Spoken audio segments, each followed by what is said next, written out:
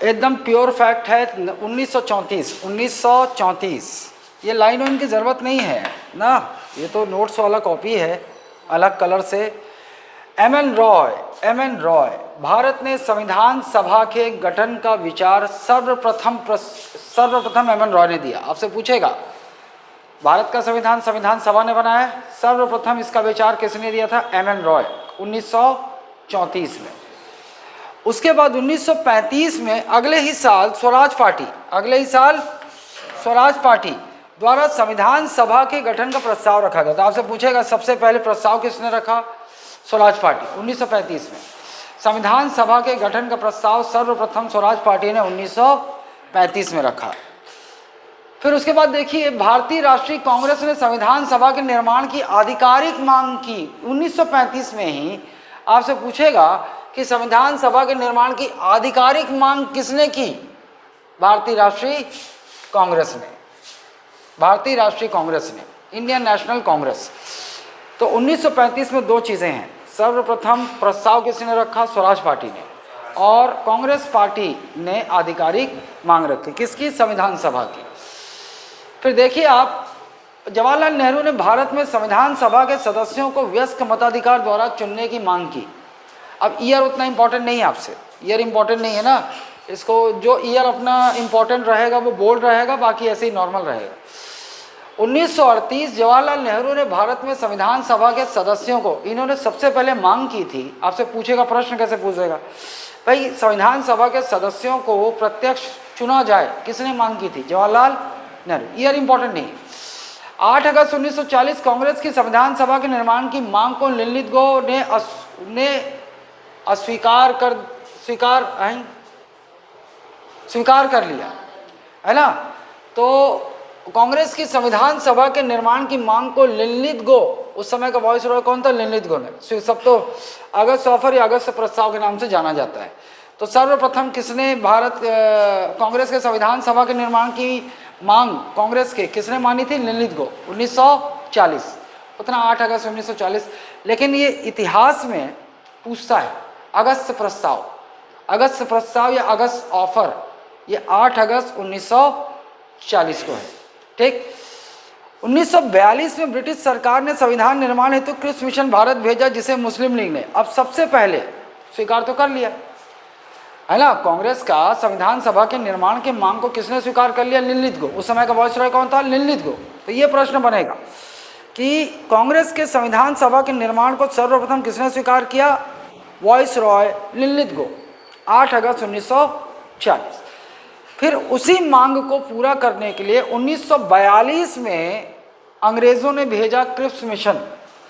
अंग्रेज़ों ने भारत में संविधान सभा के निर्माण के लिए किसको भेजा? क्रिप्स। असल में क्रिप्स, स्टैफोर्ड क्रिप्स इसका अध्यक्ष था, इसलिए इसको क्रिप्स मिशन कहा जाता है। लेकिन ये विफल हो गया। विफल क्यों हो गया? क्योंकि मुस्लिम लीग ने इसे अस्वीकार कर दिया। मुस्लिम लीग ने क्रिप्स मिशन के जो प्रस्ताव है उसको अस्वीकार कर दिया, है ना। तो सबसे पहले संविधान निर्माण के लिए 1942 में कौन आया था? Cripps mission. लेकिन ये विफल हो गया। क्यों? क्योंकि मुस्लिम लीग ने इसका बहिष्कार कर दिया। वो दो स्वायत्त राष्ट्रों की मांग कर रहे थे। मुस्लिम लीग ने मना क्यों किया कि भारत के लिए भारत का एक संविधान बनेगा, मतलब एक संविधान सभा बनेगी, एक संविधान सभा। तो ये नहीं चाहते थे, वो बोल रहे थे 2 संविधान सभा बनाओ, एक अलग पाकिस्तान के लिए, एक अलग भारत के लिए। इसलिए क्रिप्स मिशन फेल हो गया 1942 में। नवंबर 1946 3 सदस्यीय कैबिनेट मिशन भारत आया। वास्तव में ये इसको क्या करना है, इसको ये करना है मार्च 1946। भारत कब आया? मार्च 1946 में आया। और नवंबर 1946 को 3 सदस्यीय कैबिनेट मिशन ने संविधान सभा का निर्माण किया। क्या किया? कैबिनेट मिशन ने संविधान सभा का निर्माण किया।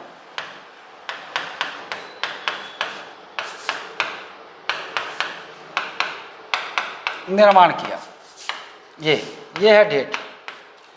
तो मार्च 1946, अब मार्च 1946 में कैबिनेट मिशन भारत आएगा। उद्देश्य क्या है? भारत के संविधान बनाने में सहायता करना।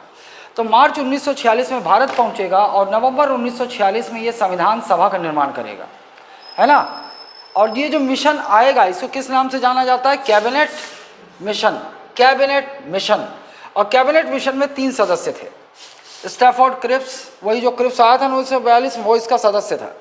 पैथिक लॉरेंस ये अध्यक्ष थे और एवी अलेक्जेंडर, 3 सदस्य। पूछ देगा आपसे, है ना, कि कैबिनेट मिशन, भारत के संविधान सभा का निर्माण किसने किया? कैबिनेट मिशन ने किया। कैबिनेट मिशन ने कब किया? नवंबर 1946 में किया। नवंबर 1946 में। भारत कब आया है महत्वपूर्ण नहीं है, लेकिन कैबिनेट मिशन ने संविधान सभा का निर्माण कब किया ये इंपॉर्टेंट है, नवंबर 1946। कैबिनेट मिशन में कितने सदस्य थे? 3। Stafford Cripps, Pethick Lawrence, AV Alexander. Stafford Cripps, Pethick Lawrence, AV Alexander. और क्रिप्स मिशन का अध्यक्ष कौन था? Pethick Lawrence. Pethick Lawrence. इन्होंने कैबिनेट मिशन योजना के तहत किसका निर्माण किया? संविधान सभा का। तो हमारे संविधान सभा का निर्माण किस योजना के तहत हुआ है? कैबिनेट मिशन योजना। इन्होंने ही बनाया है। और भारत का संविधान संविधान सभा ने बनाया। भारत का संविधान कैबिनेट मिशन ने नहीं बनाया है। कैबिनेट मिशन ने भारत का संविधान बनाने के लिए संविधान सभा बनाया और संविधान सभा ने फिर भारत के संविधान का निर्माण किया। आइए इस योजना के तहत अब ये देखो संविधान सभा हमारी बन गई। अब संविधान सभा का प्रारूप कैसा था, यहाँ से प्रश्न बनेगा। प्रत्येक प्रांत देशी रियासतों प्रत्येक प्रांत देशी रियासतों व राज्यों के समूह को उनकी जनसंख्या के अनुपात में सीटें दी गई। तो देखो संविधान सभा में जो सदस्य थे, कुल सीट 389 थी। कुल सीट 389। अब ये 389 कैसे? तो देखो किनको जनसंख्या के अनुपात में। एक तो ब्रिटिश प्रांत, तो ब्रिटिश प्रांत थे ना, सीधे अंग्रेजों के कब्जे में थे, वो ब्रिटिश प्रांत कहलाते थे। तो ब्रिटिश प्रांतों को जनसंख्या के जिसकी जितनी जनसंख्या उतनी अनुपात में उनको सीटें बांटी गई। देशी रियासतों को बांटी गई। और किसको बांटी गई? देशी रियासतों व राज्यों के समूह को उनके जनसंख्या के अनुपात में सीटें। तो किस अनुपात में सीटें बांटी गई? जनसंख्या के अनुपात में। और वो जनसंख्या का अनुपात क्या था? 10 लाख की जनसंख्या पर 1 सीट। ये प्रश्न बन सकता है कि संविधान सभा में 1 सीट कितनी जनसंख्या पर बनी? 10 लाख। 10 लाख की जनसंख्या पर 1 सीट। अब मान लो किसी रियासत की जनसंख्या 20 लाख है तो उसको 2 सीट मिलेगी। किसी ब्रिटिश प्रांत की 50 लाख है तो उसको कितनी मिलेगी? 5 सीट मिलेगी। ठीक। अब ये संविधान सभा आपको दिख रहा है। अभी देखो 1946 में चुनाव हुए थे। 1946 में चुनाव हुए थे तो ये रिजल्ट रहा था। 200 कांग्रेस ने चुनाव जीता था कितने सीटों के साथ? 208 सीटों के साथ। इतना ही। अभी अन्य ने कितनी सीट जीते मतलब नहीं है। ये कभी लटके झटके पूछ सकता है कि 1946 के चुनाव में कांग्रेस ने कितनी सीटें जीती थी? 208। अब देखो संविधान सभा में कितने सदस्य? 389। बिल्कुल पूछा जा सकता है कितने सदस्य थे? 389। अब क्या ये जो 389 सदस्य थे क्या ये प्रत्यक्ष निर्वाचित हुए थे? जनता द्वारा चुने गए थे? नहीं। मांग तो की थी जवाहरलाल नेहरू ने वयस्क मताधिकार पे हो, मतलब भारत के जितने लोग वयस्क हैं वो सब मतदान करके संविधान सभा के सदस्यों को चुने, लेकिन ऐसा इसे अस्वीकार कर दिया गया था। कितने? अप्रत्यक्ष निर्वाचित। कैसे निर्वाचित थे? अप्रत्यक्ष निर्वाचित। तो संविधान सभा के कुछ सदस्य नामांकित थे, नामांकित, और कुछ सदस्य अप्रत्यक्ष निर्वाचित, अप्रत्यक्ष निर्वाचित। और इनके जो वो था अनुपातिक, अनुपातिक एक ही मतलब है। अनुपातिक प्रतिनिधित्व के आधार पर एकल संक्रमणीय मत प्रांतीय विधानसभाओं द्वारा एक मत प्रणाली, संक्रमणीय मत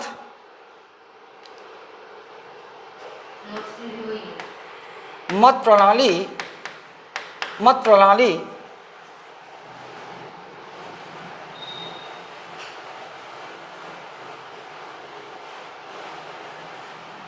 तथा प्रांतीय विधानसभाओं द्वारा चुने गए। अब देखो अप्रत्यक्ष क्यों बोल रहे हैं? प्रांतीय विधानसभा थी, प्रांतीय विधानसभा के सदस्यों ने मतदान करके इनको चुना है। ये जो कुछ सदस्य नामांकित थे, कुछ सदस्य अप्रत्यक्ष निर्वाचित। अप्रत्यक्ष निर्वाचित का मतलब होता है जनता ने वोट सीधे नहीं किया है। प्रांतीय जो विधानसभा थी, प्रांतों में थी ना विधानसभा, उन लोगों ने वोट करके इन्हें चुना है।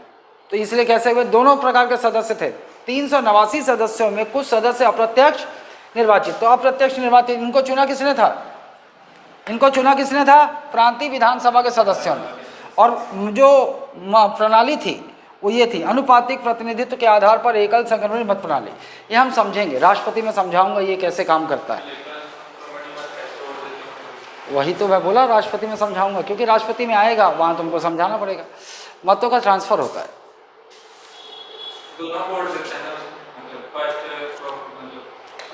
तुम मानोगे नहीं। मान लो 5 लोग खड़े हैं, उम्मीदवार, 5 उम्मीदवार खड़े हैं और ये एक बैलेट पेपर है। उम्मीदवार A B C D E, ये 5 उम्मीदवार खड़े हैं। आमतौर पे जब आप लोकसभा और विधानसभा के चुनाव में जाते हो, पार्षद चुनाव में जाते हो, सरपंच चुनाव में जाते हो, तो जितने उम्मीदवार खड़े एक को चुनते हो, एक को चुनते हो। लेकिन जो राष्ट्रपति का चुनाव होता है, जो उपराष्ट्रपति का चुनाव होता है, जो राज्यसभा के सदस्यों का चुनाव होता है, वो ये अनुपातिक प्रतिनिधित्व के आधार पर एकल संक्रमणीय मत प्रणाली के माध्यम से होता है। इसमें होता यह है कि जितने उम्मीदवार खड़े होते हैं, कोई जो वोट देने वाला है वो सबको देता है वोट। जैसे मान लो उसको लगता है कि ए सबसे उपयुक्त है उसकी नज़र में, तो ए के सामने 1, लेकिन ए उसकी नज़र में उपयुक्त है ना, बाकी क्या पता वो ये न जीते। तो फिर ये नहीं जीता तो दूसरा नंबर कौन? सी को। प्राथमिकता, इसमें क्या होता है? प्राथमिकता, सभी को मत देना पड़ता है प्राथमिकता के आधार पर। समझ रहे हो? किसी एक उम्मीदवार को वोट नहीं करते, सभी को प्राथमिकता के आधार पर मत देना पड़ता है, जितने भी उम्मीदवार खड़े हैं। अब कैसे जीतेगा? जिस कैंडिडेट को सर्वाधिक 1 नंबर की प्राथमिकता मिलेगी वो जीत जाएगा, उसको उतने एक मिले। लेकिन मान लो जैसे अब एकल संक्रमणीय मत प्रणाली क्या होता है? जैसे मान लो ए को मत मिला, जैसे कई बार ऐसा होता है कि मान लो जितने भी मत पड़े हैं 50% मत उसको प्राप्त करना अनिवार्य है, 50% से अधिक। जितने भी वैध मत होंगे उससे अधिक प्राप्त करेगा तभी वो चुना जाएगा। जैसे राष्ट्रपति होता है, राष्ट्रपति कुल डाले गए, कोई व्यक्ति राष्ट्रपति का चुनाव तभी सही मायने में जीतता है जब वो कुल डाले गए वैध मतों का 50% से अधिक मत प्राप्त करे। सिर्फ जीतने से नहीं होता। जैसे लोकसभा चुनाव में क्या होता है कि मान लो 1000 वोटर हैं और किसी को केवल 200 वोट मिला है तो भी वो जीत गया, क्योंकि सबसे ज़्यादा मिला है। लेकिन यहाँ ऐसा नहीं होता, यहाँ पे सबसे ज़्यादा वोट तो चाहिए, लेकिन इलेक्टोरल कोटा भी प्राप्त करना अनिवार्य है। मतलब जितने भी वैध मत होंगे उससे 50% से अधिक मत जिसको प्राप्त होगा तभी वो राष्ट्रपति निर्वाचित हो पाएगा ना। तो मान लेते हैं इसको मिला 47, इसको मिला 44, इसको मिला 40, इसको मिला 10, बाकी को 2 3, ऐसा करके 100 हो गया ना। ये तो अभी ए जो है उसको सर्वाधिक मत मिल तो गया, लेकिन वो चुना नहीं जा सकेगा, अभी भी जीता हुआ नहीं माना जाएगा। अब क्या होता है, जो सबसे कम पाया है, सबसे कम ये पाया डी, तो डी को 2 लोगों ने प्रथम प्राथमिकता दी है। इसका मतलब क्या हुआ? डी का वोटर जो बैलेट पेपर है उसका अर्थ ये हुआ कि A B C D E 5 लोग हैं, डी के सामने 1 है, डी को पहली प्राथमिकता मिली हुई है। इसमें भी वही डी को पहली प्राथमिकता। 2 बैलेट का पेपर का मतलब यही हुआ ना, जिसमें डी को पहली प्राथमिकता मिली। यहाँ ए को दूसरा मिला है और यहाँ बी को दूसरा मिला है। जो दूसरी प्राथमिकता, ये रेस से बाहर हो गया, ये रेस से बाहर हो चुका है ना। जो सबसे कम मत प्राप्त करेगा वो रेस से बाहर, उसका बैलेट पेपर निकाल लेंगे, उसमें देखेंगे उसके बैलेट पेपर में दूसरी प्राथमिकता कितने को और किसको किसको मिला है। एक में ए को मिला है, एक में बी को, तो ए में 1 जोड़ देंगे और बी में 1। अभी भी गणना कर लो कितना हुआ, अभी भी कोई इलेक्टोरल कोटा प्राप्त नहीं कर पाया ना। अब किसकी बारी आ जाएगी? इसको रेस से बाहर करेंगे, वही 3 बैलेट पेपर इसका बाहर निकालेंगे।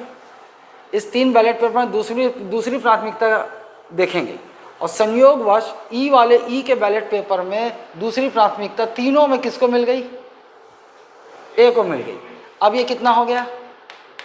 50, 100, मान लो 100 मत हैं 50% से ज़्यादा मिल गया, अब ये निर्वाचित हो जाएगा। मतलब यहाँ सर्वाधिक मत प्राप्त करने भर से जीत तय नहीं होगी। यहाँ पर यदि आप पहले चुनाव की मतगणना में 50% से अधिक मत प्राप्त कर गए तो बात ही खत्म, ये होगा नहीं, ये मतों का हस्तांतरण, मतों का संक्रमण नहीं होगा, ट्रांसफ़र नहीं होगा। लेकिन मान लो ये व्यवस्था तब काम आएगी जब कोई इलेक्टोरल कोटा मतलब 50% से अधिक मत प्राप्त नहीं कर पाता, तब ये वाला किस्सा सामने आता है। मैं उस राष्ट्रपति में बताता तुमको कायदे से, लेकिन मुझे लगा कि तुम एक, मैं बोला बाद में बताऊंगा, लेकिन फिर 2 को वोट देते, मैं बोला लो इसको बताना पड़ेगा, ठीक है, ये राष्ट्रपति में पढ़ेंगे। अब देखिए वो जो दिख रहा है 1946 के चुनाव में 296, ये देखो वो देखो, ये यहाँ नहीं कनेक्ट होगा भाई, हाँ वो यहाँ के सदस्य, ये 296, ये देखो 389 296 ये चुनाव के जो जीते थे वो सदस्य ना, प्रांतीय विधानसभा ने मतदान किया। ये देखो आप इधर देखो 93 ये देसी रियासतों से थे, ये ब्रिटिश प्रांतों से थे इतने, और इतने कहाँ से थे? आपसे पूछेगा 389 सदस्यों में ब्रिटिश प्रांतों से कितने? ये ब्रिटिश प्रांत यहाँ होना चाहिए रे, नोट्स में कैसे है? ये देखो ब्रिटिश भारत, ये लिखा हुआ है नीचे, 296 ये ब्रिटिश भारत से थे, और देसी रियासतों से कितने थे? 93। 389 में सीधा पूछेगा 389 सदस्यों में से ब्रिटिश भारत से कितने से? 296। और देसी रियासत समझ रहे हो, छोटे मोटे राजा महाराजा जो शासन करते थे वो 93 यहाँ से थे। हाँ, अब ये जो 296 है इसको भी 2 भागों में तोड़ दिया। 292 ये 11 ब्रिटिश प्रांतों से थे। ये कहाँ से थे? 11 ब्रिटिश प्रांतों से, 11 ब्रिटिश प्रांतों से, 11 ब्रिटिश प्रांतों से थे ये। और ये जो 4 हैं ये आगे कर दी हो क्या? आगे यहाँ है। अब ये सब सुधारना नोट्स के हिसाब से। 296 में से 292 ये ब्रिटिश भारत से थे, और 4 थे चीफ कमिश्नरी प्रांत से। 4 कहाँ से थे?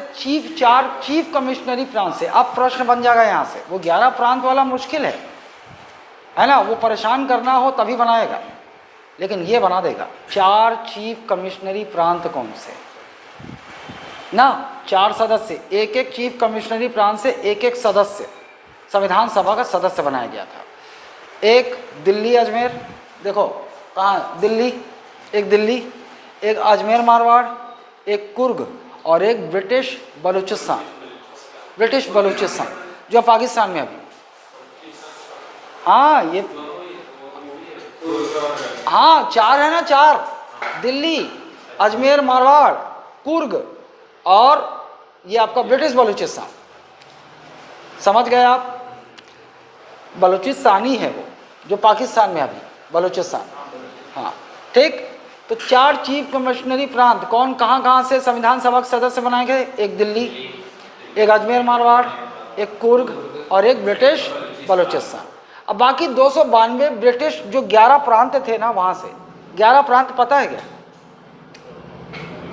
आपके नोट्स में है, लिखा हुआ है, वो देखो,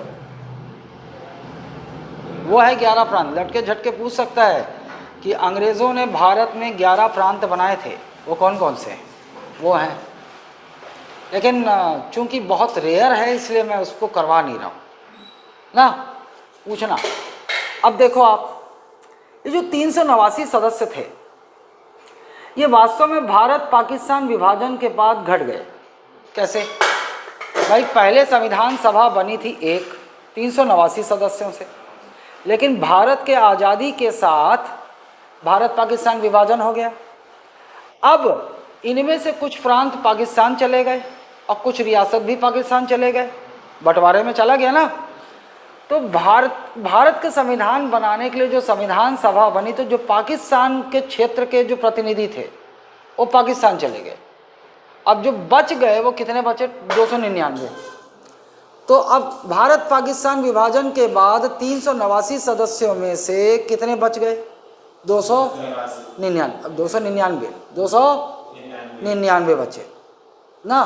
कितने चले गए? 90 नहीं, 389, 90 चले गए ना। 90 प्रतिनिधि कहाँ चले गए? पाकिस्तान चले गए, है ना। तो ऐसे याद रखना, 389 तो याद रखेगा, 90 पाकिस्तान चले गए, माइनस कर दो, उतने बच गए। अब इसमें से पूछेगा 299 सदस्य भारत में रह गए। अब ये संविधान, यही सब संविधान बना रहे थे भारत का, लेकिन जब संविधान बनकर तैयार हुआ तो हस्ताक्षर केवल 284 लोगों का, बाकी कहाँ गए? अरे निपट गए, मर खप गए, तब तक जीवित ही नहीं रहे ना। इस दौरान 1950 जब भारत के संविधान बनकर तैयार हुआ और जितने सदस्य थे उनको हस्ताक्षर, मूल जो प्रति है ना उसमें हस्ताक्षर है सबका, लेकिन हस्ताक्षर केवल 284 लोगों का है। ठीक। अब ये जो घट गए 299 हो गए जब, अब वो पाकिस्तान तो उधर चले गए। इसमें 229 प्रांतों से थे, इसमें 229 प्रांतों से थे और 70 थे देसी रियासतों से, 70 हो गए। तो देखो जमेगा ये। सबसे पहले कितने सदस्य? 389 सदस्य। 389 में से 296 ब्रिटिश भारत से, 296 ब्रिटिश भारत से, 93 देसी रियासतों से ना। फिर अभी हुआ क्या कि ये 296 हो गए, 296 को फिर दो भागों में तोड़ दिए। 292 ब्रिटिश प्रांतों से और 4 चीफ कमिश्नरी प्रांत से, ये हो गया। अब भारत पाकिस्तान विभाजन हो गया, 90 चले गए पाकिस्तान, तो 389 में से घट के बच गए कितने? 299 बच गए। अब 299 लोगों में से जो ब्रिटिश प्रांतों से कितने? 229 ब्रिटिश प्रांतों से कितने? 229 और 70 देसी रियासतों से। अब ब्रिटिश प्रांतों में सबसे ज़्यादा, जितने भी ब्रिटिश प्रांत थे उसमें सबसे ज़्यादा प्रतिनिधि किस प्रांत से? प्रश्न पूछ लेगा आपसे। संयुक्त प्रांत, संयुक्त प्रांत जिसको यूनाइटेड प्रोविंस कहते हैं, उत्तर प्रदेश, आज का उत्तर प्रदेश, समझ गए। अवध ये पूरा संयुक्त प्रांत में आता था, पूरा उत्तर प्रदेश ना। तो सबसे ज़्यादा संविधान सभा में सबसे ज़्यादा प्रतिनिधि किस प्रांत के थे? संयुक्त प्रांत। और देसी रियासतों में सबसे ज़्यादा प्रतिनिधि कहाँ से थे? मैसूर से। वो संख्या नहीं पूछेगा मेरे ख्याल से, फैक्ट बनेगा तो यही बनेगा कि संविधान सभा में सबसे ज़्यादा सदस्य किस प्रांत के थे? संयुक्त प्रांत। और देसी रियासतों में सबसे ज़्यादा मैसूर के। बात क्लियर? अब संविधान हमारा इन्होंने ही बनाया, बन के तैयार हो गया।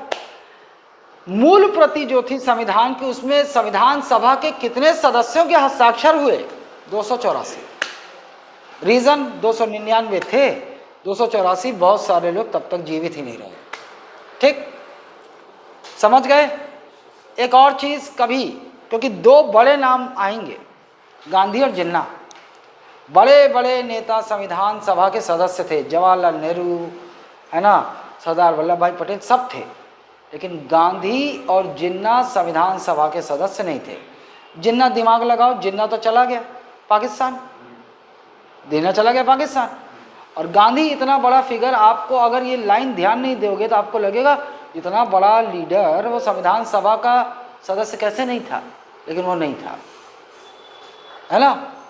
ठीक है, ऐसे ही बोले ये छोटा मोटा काम मैं नहीं करता, हो गया, आज़ादी दिला दिया, हो गया, है ना। अब मैं राम राम करूँगा और वो जो सफ़ेद साड़ी में जो बालाएँ रहती थी उनके सहारे मैं मंदिर आना जाना करूँगा ना। बहुत कुछ लिखा है उन्होंने, सत्य के साथ मेरे प्रयोग, है ना, माई एक्सपेरिमेंट्स विथ ट्रुथ। तो उल जुलूल काम भी करते थे गांधी, मिस्टर गांधी। अब संविधान सभा की कार्यविधि देखिए। जब पहला डेट है 9 दिसंबर 1946, ये संविधान सभा की पहली बैठक है। एकदम किसी भी फैक्ट में सीधा सीधा मार देगा। पहली बैठक कब हुई संविधान सभा की? 9 दिसंबर 1946, है ना। बोल्ड कर दो इसको, ये लाइन वाइन हटा देना ना दीपा। 9 दिसंबर 1946, और अलग कलर कुछ करना, अलग कलर जो भी है। संविधान सभा की प्रथम बैठक 9 दिसंबर 1946। अब पहली बैठक में क्या क्या होगा, इससे भी सवाल बनेगा। संविधान सभा की प्रथम बैठक और डॉक्टर सच्चिदानंद सिन्हा ये संविधान सभा के अस्थायी अध्यक्ष चुने गए। सच्चिदानंद, संविधान सभा के अस्थायी अध्यक्ष कौन चुने गए? सच्चिदानंद सिन्हा, सच्चिदानंद सिन्हा। और यही पहली बैठक की अध्यक्षता करेंगे। कोई ना कोई अध्यक्ष होना चाहिए ना, अध्यक्षता करने वाला। तो इसी पहली बैठक में ही सच्चिदानंद सिन्हा जो है पहले अध्यक्ष चुने गए, लेकिन अस्थायी, टेम्पोररी नहीं कि भैया जब तक अध्यक्ष का चुनाव नहीं हो जाता आप अध्यक्षता कर लो। ये पहला। मुस्लिम लीग ने बैठक का बहिष्कार किया। पीएससी एससी जैसे कूट में आता है ना, कूट में प्रश्न आता है ना, 1 2 सही कि 2 3 सही, तो उसमें ऐसे लाइन डाल देते हैं कि मुस्लिम लीग ने संविधान सभा में की पहली बैठक में भाग लिया था, नहीं, बहिष्कार किया था। मुस्लिम लीग ने इस पहली बैठक का बहिष्कार किया था।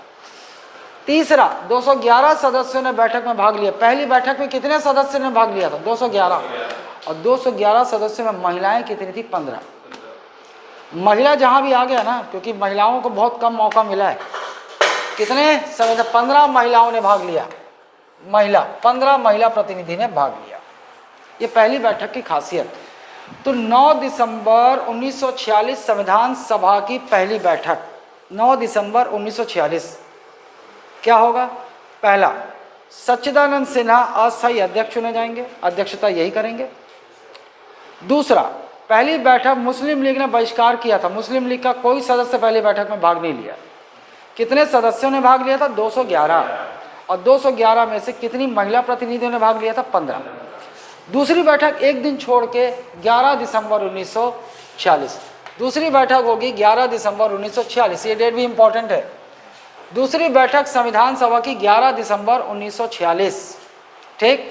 अब इसमें क्या होगा? स्थायी अध्यक्ष चुने जाएंगे, बाकायदा वोटिंग होगी और अध्यक्ष का चुनाव किया जाएगा। डॉक्टर राजेंद्र प्रसाद संविधान सभा के पहले अस्थायी अध्यक्ष चुने गए। दूसरी बैठक 11 दिसंबर 1946 को, और इसमें क्या हुआ? स्थायी अध्यक्ष कौन चुने गए? डॉक्टर राजेंद्र प्रसाद। उपाध्यक्ष HC मुखर्जी, बिल्कुल सारे नाम इंपॉर्टेंट है। उपाध्यक्ष HC मुखर्जी। और संवैधानिक सलाहकार BN राव। कई बार ये पूछा भी है, संविधान सभा के संविधान सलाहकार या संवैधानिक सलाहकार कौन थे? BN राव। तो दूसरी बैठक में 3 पदाधिकारी चुने गए। स्थायी अध्यक्ष डॉक्टर राजेंद्र प्रसाद, उपाध्यक्ष HC मुखर्जी और संवैधानिक सलाहकार BN राव। 13 दिसंबर 1946, ये डेट भी इंपॉर्टेंट है।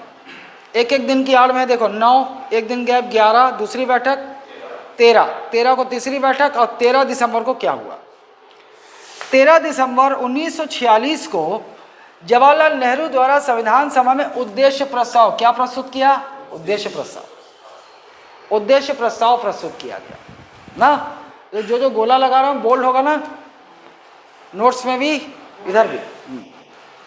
तो जवाहरलाल नेहरू ने संविधान सभा में उद्देश्य प्रस्ताव प्रस्तुत किया।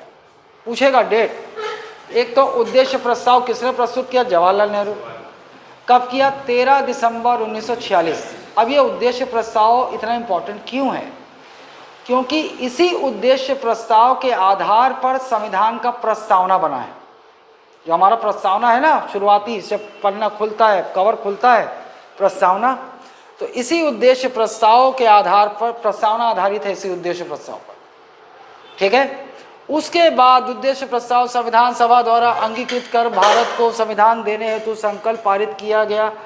ये डेट सेकेंडरी है, मतलब इसके आने के चांसेस कम है। तो ये बोल्ड नहीं होगा, जिसको मैं बोल रहा हूँ ना वो सामान्य रहेगा ना। 23 जनवरी उद्देश्य प्रस्ताव लागू कर दिया गया। और अभी इसके भी आने के चांसेस 5% ही हैं। 4 जुलाई 1947 ब्रिटिश सरकार द्वारा भारतीय स्वतंत्रता विधेयक ब्रिटिश हाउस ऑफ कॉमन्स में प्रस्तुत।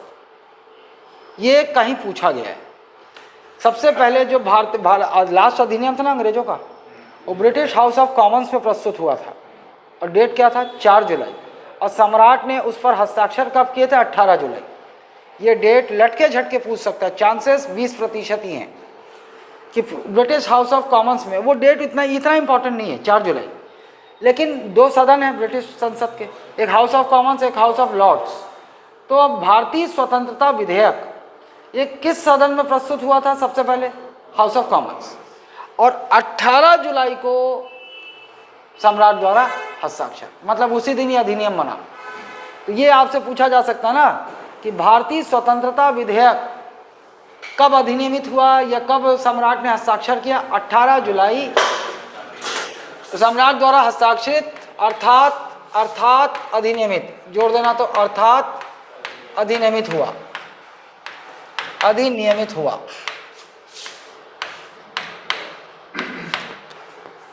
अरे लिखा तो है यार, अर्थात जोड़ना बस, अर्थात अधिनियमित हुआ।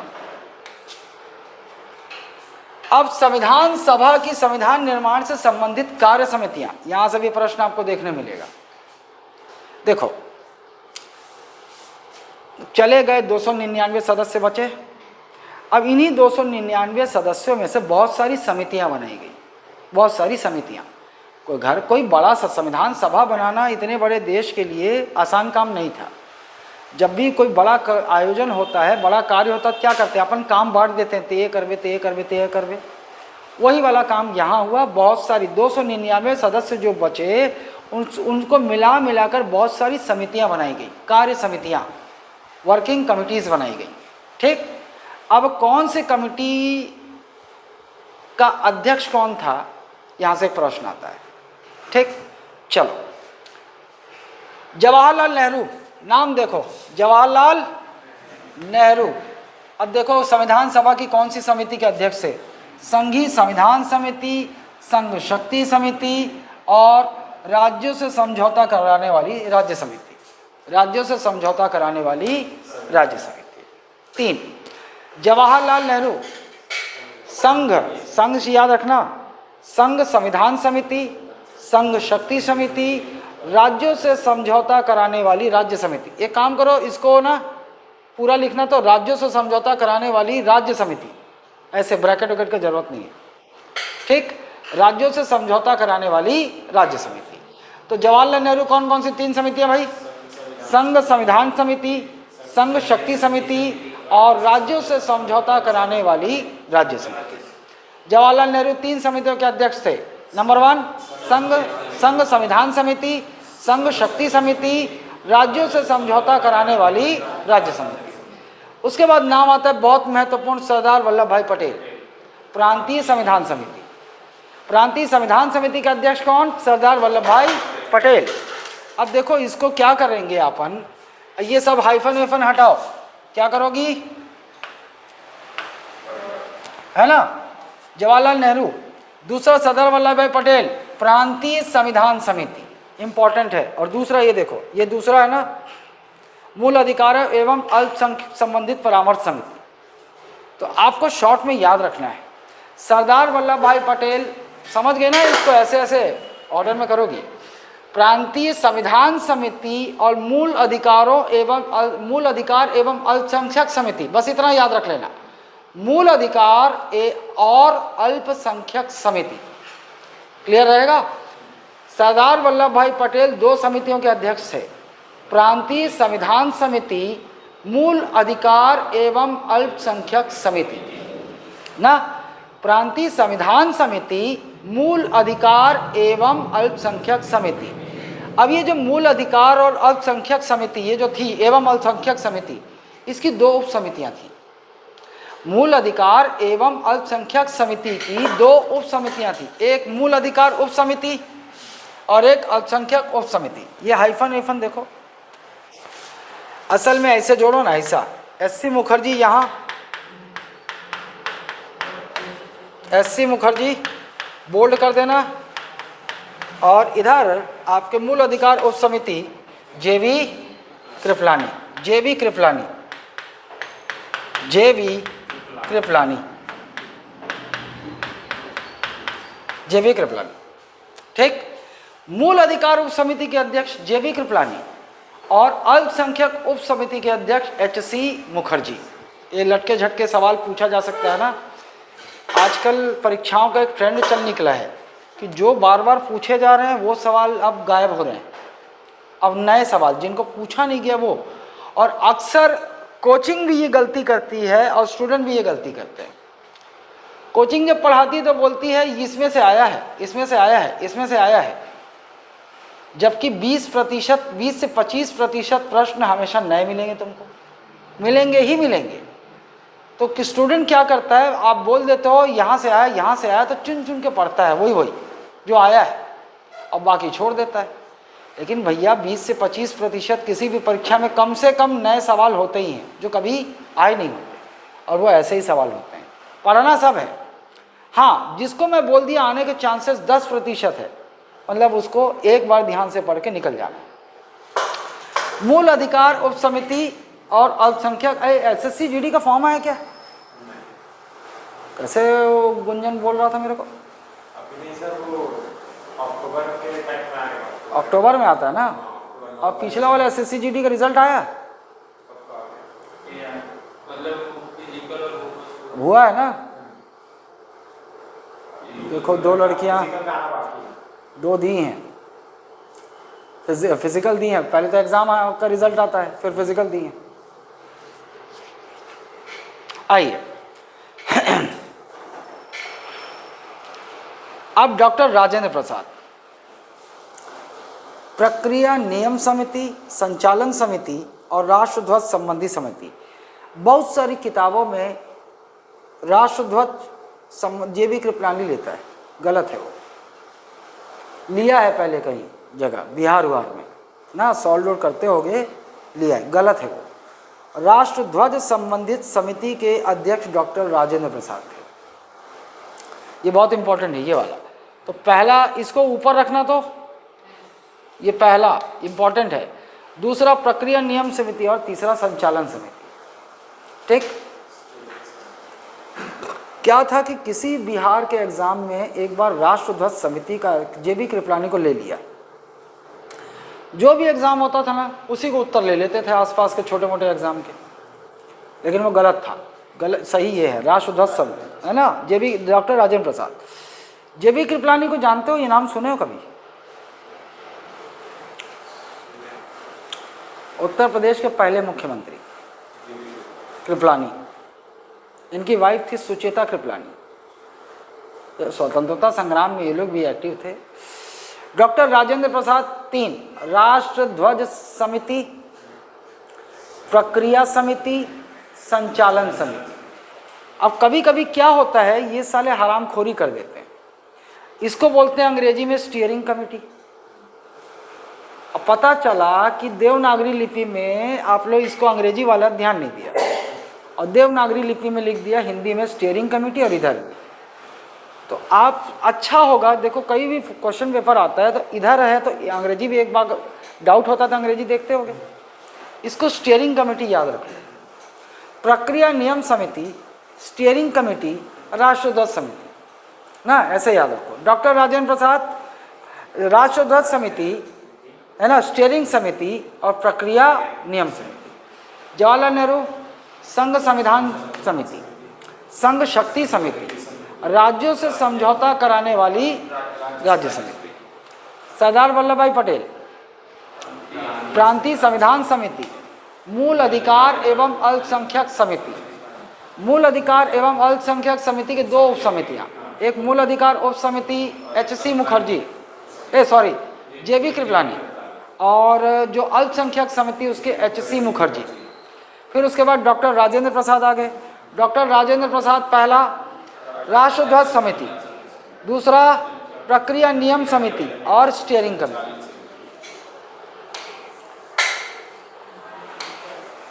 जीवी मावलंकर ये भी ये अक्सर लोग इनको प्रथम लोकसभा स्पीकर के नाम से जानते हैं, जीवी मावलंकर को। संविधान सभा जब हुआ था ना, तो उसके बाद डॉक्टर राजेंद्र प्रसाद जब राष्ट्रपति बन गए, उसके बाद सबसे पहले ये वो स्पीकर चुने गए थे यही ना। तो आप देखो 1947 स्वतंत्र भारत में संविधान के प्रथम संविधान सभा के प्रथम स्पीकर चुने गए। और भारत की आज़ादी के बाद जब 1952 में पहला लोकसभा चुनाव हुआ, तब भी गणेश वासुदेव मावलंकर स्वतंत्र भारत के प्रथम स्पीकर तब भी थे, और जब लोकसभा बना तो लोकसभा के प्रथम स्पीकर भी यही थे, क्योंकि यही संविधान सभा अंतरिम संसद के रूप में कार्य करती रही जब तक 1952 में लोकसभा का चुनाव नहीं हुआ। और जब लोकसभा का चुनाव हुआ तो पहले स्पीकर भी लोकसभा के अध्यक्ष यही चुने गए थे। ठीक, चलो। तो जीवी मावलंकर संविधान सभा के कार्य संबंधी समिति ना। और उसके बाद के मुंशी देखो, कार्य संचालन समिति, वो संचालन समिति थे केवल, स्टीयरिंग कमेटी, और ये क्या था, कार्य संचालन समिति। Order of business committee, order of, तो कार्य संचालन समिति के मुंशी, वो केवल स्टीयरिंग कमेटी संचालन, और कार्य संचालन के मुंशी। पट्टाभी सीतारामैया प्रत्यायक क्रेडेंशियल समिति, प्रत्यायक समिति कौन, पट्टाभी सीतारामैया। पट्टाभी सीतारामैया को इतिहास में आप सुनोगे, क्या है, ये थोड़ी है, वो रामालुलु था, पोट्टी श्री रामालुलु, वो पोट्टी था। आंध्र प्रदेश राज्य जो बना था 1953 में, वही आमरण अनशन पर बैठा था, 53वें दिन मर गया। वो सोचा होगा कि लोग मेरे को मरने नहीं देंगे, जूस वूस दूध पियाते रहेंगे। लेकिन आंध्र प्रदेश के वो लोग तेलुगु लोग सोचे साला ये मरेगा तभी आंध्र हमारे लिए बनेगा, आंध्र प्रदेश। मांगता भी भर खाना नहीं मिलेगा, तेरे को मरना जरूरी है। और वो मर गया तो वास्तव में पूरा माहौल बिगड़ गया। और आनन फानन में केंद्र सरकार को आंध्र प्रदेश पहला भाषा के आधार पर राज्य बनाना पड़ा 1953 में। आएगी कहानी आएगी। तो पोट्टी श्री रामालुलु पटपटा के मर गया था। ये पट्टा भी है, ये वो है कांग्रेस आज़ादी से पहले कांग्रेस के अध्यक्ष पद के चुनाव के लिए एक तरफ सुभाष चंद्र बोस खड़े थे और गांधी ने अपनी ओर से कैंडिडेट उतारा था इसको, है ना। और ये बुरी तरह से हार गया था पट्टाभी सीतारामैया। गांधी का उम्मीदवार हार गया, सुभाष चंद्र बोस कांग्रेस के अध्यक्ष पद का चुनाव जीत जाते हैं। और उस समय गांधी के ईगो को इतना ठेस पहुंचता, मेरा आदमी हार गया ना। तो तुम सोचो कि सुभाष चंद्र बोस का भारतीय राजनीति में कद कितना बड़ा होगा कि गांधी के आदमी को हरा दिया ना। तब उन्होंने बोला था पट्टाभी सीतारामैया की हार नहीं है ये मेरी हार है, मेरा आदमी हारा। तो इससे क्या ईगो झलकता है, घमंड। भाई कांग्रेस जो बनी थी लोकतांत्रिक आधार पर बनी थी। हर वर्ष कांग्रेस के अध्यक्ष पद का चुनाव होता था और जो जीत जाए उसका सम्मान करना चाहिए। हाँ सुभाष बढ़िया, बहुत बढ़िया। लेकिन गांधी के स्टेटमेंट से उस समय पता चलता है कि गांधी ईगो घमंड उनके चोट पहुंचा, जबकि ये सही बात नहीं थी। एस वरदाचारी नागरिकता पर, ये देखो ये भी पूछा जा सकता है लटके झटके, नागरिकता पर तदर्थ समिति। तो आप सीधा नागरिकता समिति याद रखो, तदर्थ मतलब बैठक होता है। नागरिकता समिति ये कौन, एस वरदाचारी ना। अब प्रारूप समिति आप सभी जानते हो, डॉक्टर भीमराव ड्राफ्टिंग, इसी को क्या बोलते हैं अपन, ड्राफ्टिंग कमेटी। प्रारूप समिति का हिंदी अंग्रेजी दोनों पता होना चाहिए, ड्राफ्टिंग कमेटी ना। और लटके झटके वाला ये भी कभी कभी मान लो, क्योंकि सारी समिति में सबसे बड़ी समिति यही थी। तो कब बना था गठन, 29 अगस्त 1947, ड्राफ्टिंग कमेटी। अध्यक्ष भीमराव अम्बेडकर, और इसमें कितने सदस्य थे, 7 सदस्यीय प्रारूप समिति थी, जिसमें अध्यक्ष से भीमराव अम्बेडकर, बाकी नाम देखो, बाकी 6 नाम हैं। 6 नाम में इजी रहेगा आपको। 3 नाम ना कृष्ण के अलग अलग नाम हैं। देखो गोपा स्वामी, नीचे देखो कृष्णा स्वामी, तो गोपा स्वामी कृष्णा स्वामी, और एक देखो एक होगा वासुदेव, नहीं अभी आगे आएगा, माधव, ये देख माधव, ये देखो 4 माधव कृष्णमाचार्य, तो 4 कृष्ण के नाम से हैं। गोपा स्वामी है ना, कृष्णा स्वामी, गोपा स्वामी, कृष्णा स्वामी, फिर कृष्णाचारी, एक माधव, 4 हो गए। एक अलादी, अलादी वो ये सादुतुल्ला, ये याद रखना, मुसलमान सादुतुल्ला, और एक ये मुंशी और सादुतुल्ला, मुंशी और सादुतुल्ला, है ना।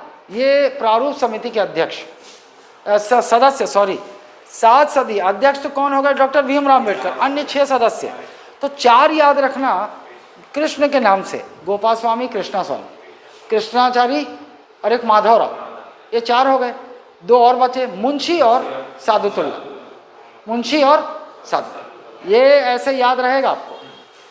इसमें से कभी लटके झटके पूछ दे आपसे, नोट्स में आपके लिखा होगा कि ये देखो मित्रा, जब मित्रा ने त्यागपत्र दे दिया प्रारूप समिति से, तो पहले ये सदस्य थे मित्रा, जब इन्होंने त्यागपत्र दे दिया तो माधवराव बने, और एक खेतान की मृत्यु हो गई थी, प्रारूप समिति के एक सदस्य खेतान, इनकी मृत्यु हो गई थी, इनके जगह पे कौन आया? कृष्णमाचार्य ना। कभी लटके झटके यहाँ से प्रश्न बन सकता है ना कि प्रारूप समिति में खेतान की मृत्यु के पश्चात कौन सदस्य बनाए गए, या और मित्रा ने, किसने त्यागपत्र दे दिया था? मित्रा, और मित्रा के स्थान पर कौन आए? माधव। ठीक है, चलो तो